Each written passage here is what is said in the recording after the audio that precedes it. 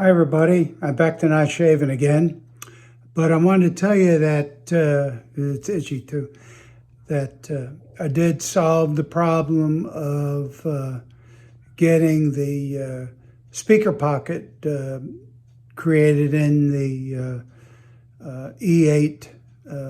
I've done one of the engines. I got to desolder and remove the decoder from the B unit, but I wanted to show it to you. So we're going to stop this briefly, and then I'll come back and I'll show you a picture of it.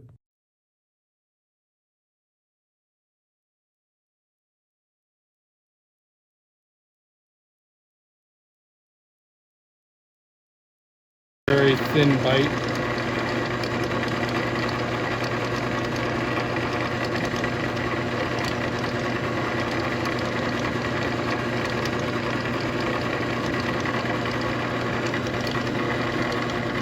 Does it look like it's going across the unit?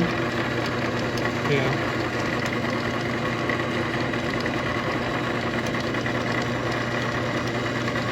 I had a I guess it was 26-second video that we showed. My son and I were working on the doing this actual machining. I had marked it, the depth and the width. It's basically a 1/4 inch wide gap all the way across. And I did test fit the Tsunami2 decoder that comes with the KN1 kit, and it will fit in here.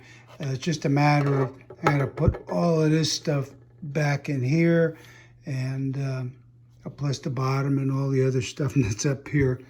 And I will show that to you once I get around to doing that.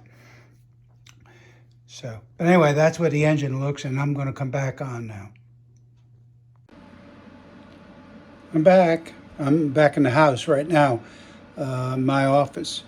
One of the things that I guess I didn't mention to you, what did we need in order to get this machining accomplished?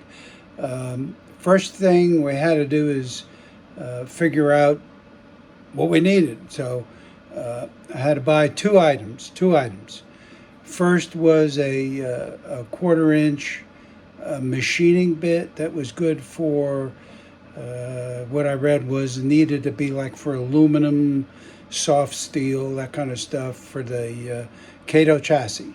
The second thing we needed was a slide vise, and a slide vise allows you to move the item being machined in two different directions. So I got both of those off of Amazon, and we had other things going on, so we didn't do it until today.